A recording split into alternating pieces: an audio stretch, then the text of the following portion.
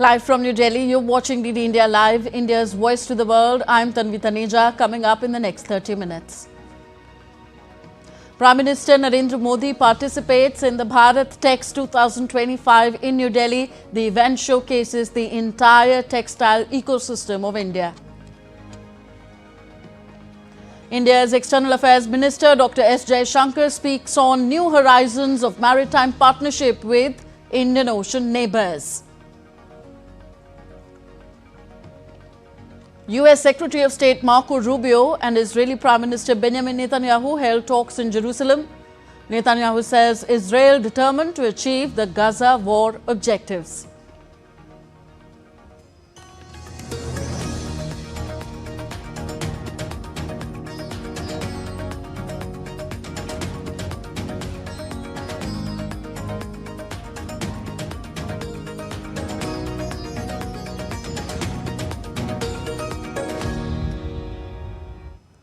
US President Donald Trump's envoy for Ukraine, Keith Kellogg, stated on Saturday that Europe will not be a part of Ukraine's peace talks as Washington reached out to European capitals with a questionnaire on their potential contributions to Kiev's security guarantees. Kellogg was speaking at the Munich Security Conference on Sunday. But our philosophy is not to continue this war to the death of every last Ukrainian. The intent is to stop the carnage, stop the war, make sure it's reasonable, making sure the sovereignty stays intact. But we're going to get to specifics about it.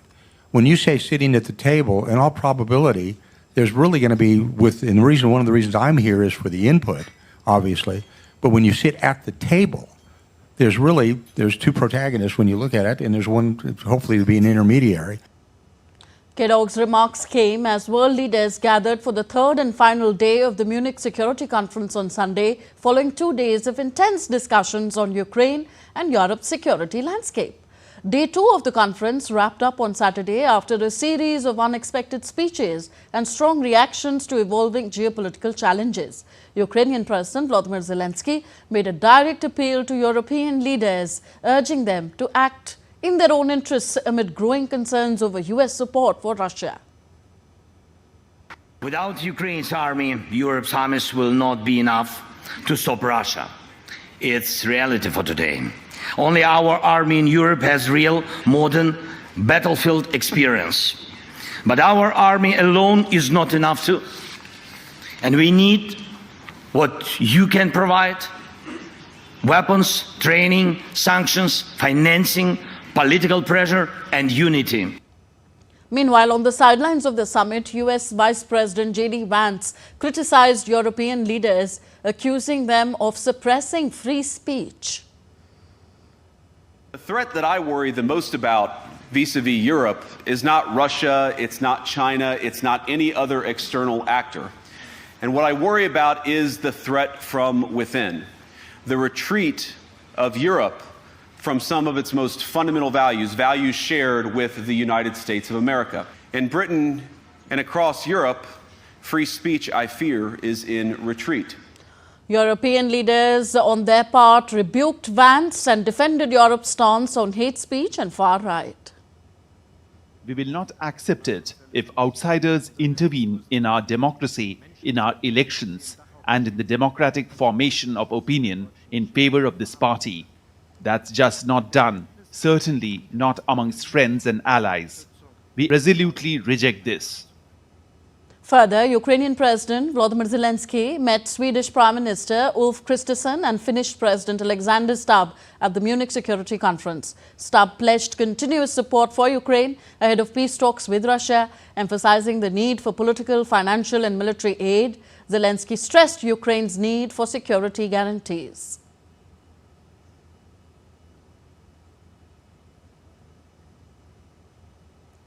Meanwhile, UK Prime Minister Keir Starmer will be discussing European leaders' views on US President Donald Trump during his visit to the White House. A follow-up meeting with European leaders and Zelensky is also expected afterwards. UK Foreign Secretary David Lammy emphasized that Europe must increase defense spending as Russian President Vladimir Putin remains a threat even in the event of a negotiated peace deal. Senior officials, including Secretary of State U.S. Marco Rubio, White House National Security Advisor Mike Waltz and Middle East negotiator Steve Witkoff will attend peace talks between Russian and Ukrainian negotiators that will be held by the U.S. in Saudi Arabia. Russian Foreign Minister Sergei Lavrov and U.S. Secretary of State Marco Rubio discussed the situation in Ukraine on Saturday, as well as the removal of unilateral barriers set by the previous U.S. administration.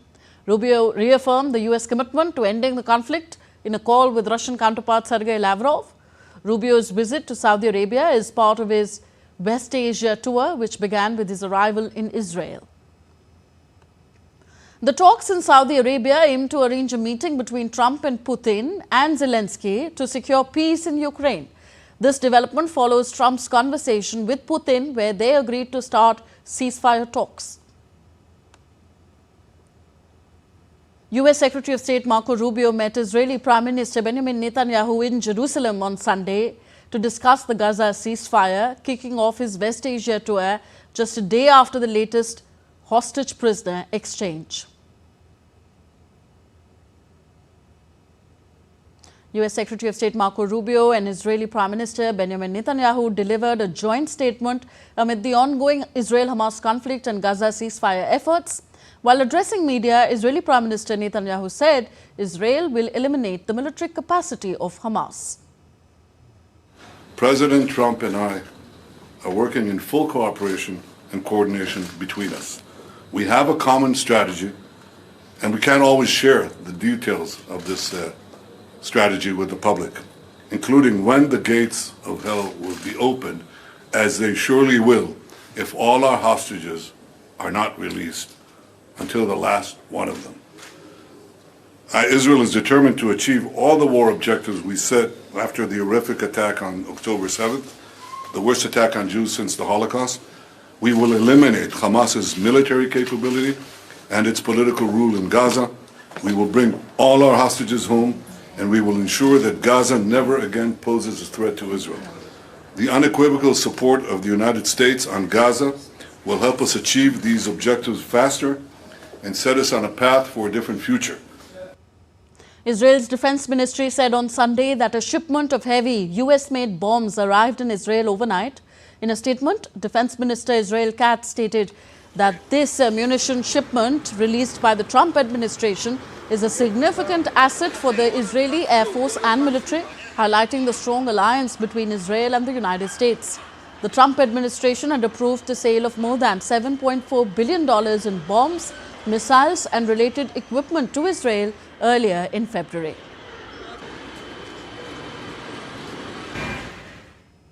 You're watching DD India Live, still to come on this show. Nicolas Maduro presents constitutional reform proposal to the Venezuelan parliament. Thousands rally in Serbia as anger grows over corruption. And logo to celebrate the 70th anniversary of diplomatic relations between India and Oman released.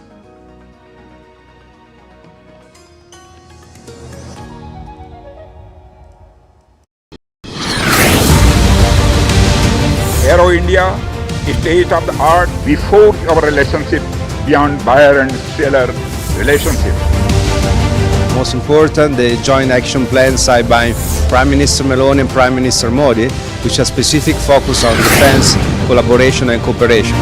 Aero India, runway to billion opportunities, also provides a stage to forge international alliances to fast-track India's indigenization process in the defense sector.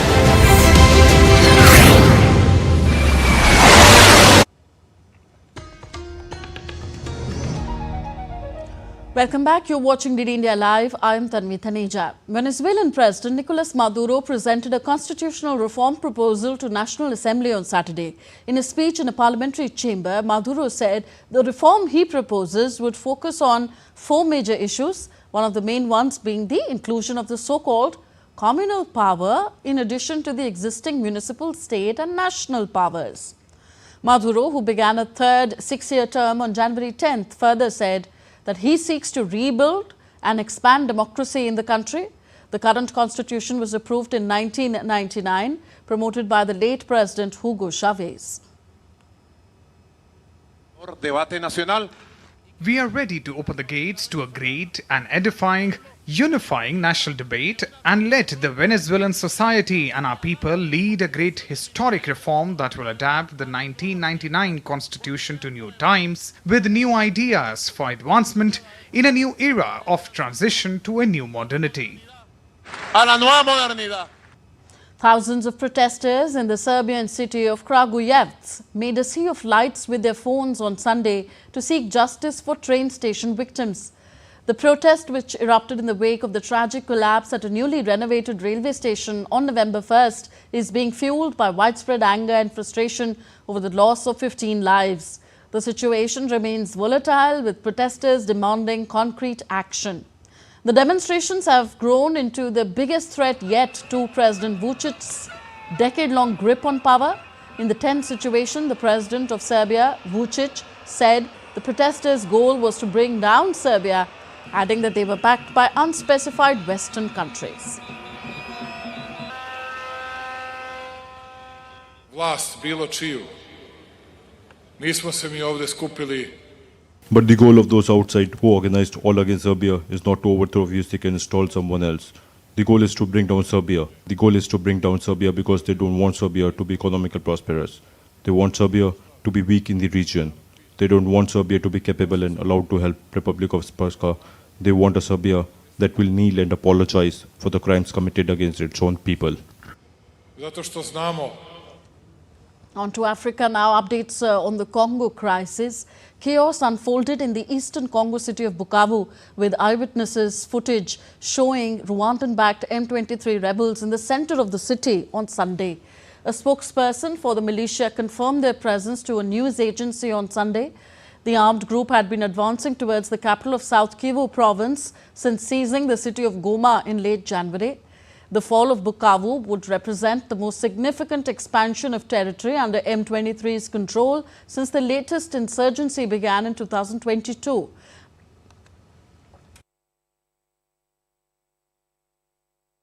Meanwhile, Congolese Prime Minister Judith Suminwa on Saturday demanded the withdrawal of Rwandan troops from Congolese territory. Talking to Reuters, Suminwa said Congo is an independent country and that its integrity and territorial sovereignty should be protected. Meanwhile, UN Chief Antonio Guterres called Congo's territorial integrity to be respected and a regional war avoided at an African summit in Ethiopia's capital Addis Ababa. Asking for a dialogue, Guterres stated at the summit that deadlock must end between M23 fighters, Rwandan forces and Congo. That is raging in South Kivu as a result of the continuation of the M23 offensive threatens to push the entire region over the precipice. Regional escalation must be avoided at all costs. There is no military solution. The deadlock must end, the dialogue must begin, and the sovereignty and territorial integrity of the DRC must be respected. More from Africa. At least 48 people were killed in the collapse of an illegally operated gold mine in western Mali on Saturday. Mali is one of Africa's leading gold producers, and mining sites are regularly the scene of deadly landslides and accidents. Authorities have struggled to control unregulated mining of the precious metal in the country, which is among the world's poorest. A local official confirmed the cave-in, while the Kaniba Gold Miners Association also put the death toll at 48. The search for victims was ongoing. In January, a landslide at a gold mine in southern Mali killed at least 10 people and left many others missing, most of them women. Just over a year ago, a tunnel collapsed at a gold mining site in the same region as Saturday's landslide, killing more than 70 people. A massive storm system is pounding the south and eastern parts of the United States with heavy rainfall, flash flooding, severe weather, freezing rain and snow. Severe storms are erupting amid ongoing flash floods emergencies in places like Arkansas, Tennessee, Kentucky and Virginia, while more than 128 million people are under winter weather alerts. Tornado and flash flood warnings have been issued. Kentucky Governor Andy Beshear declared a state of emergency as storms swept the lower Mississippi Valley. Back to New Delhi, India's Prime Minister Narendra Modi participated in Bharat Tex 2025 in Bharat Mandapam, New Delhi on Sunday. The Prime Minister interacted with the participants and was briefed about the various aspects of the exhibition on textiles. Bharat Tex platform is the textile industry's largest and most comprehensive event that showcases the entire textile ecosystem. Later, the Indian Prime Minister also addressed Bharat Tex 2025. He highlighted the growing exports which the Indian textile industry has recently witnessed. पिछले वर्ष भारत के textile और apparel exports में 7% की बढ़ोतरी हुई है। आज हम दुनिया के छठे सबसे बड़े टेक्सटाइल और एपरल्स एक्सपोर्टर है। हमारा टेक्सटाइल निर्यात 3 लाख करोड़ रुपए तक पहुंच चुका है। अब हमारा लक्ष्य है 2030 तक हम इसे 9 लाख करोड़ रुपए तक लेकर जाएंगे। साथियों, इस सफलता के पीछे पूरे 1 दशक की मेहनत है।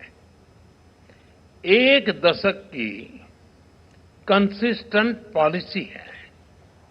इसलिए पिछले 1 दशक में हमारे टेक्सटाइल सेक्टर में विदेशी निवेश 2 गुना हुआ है।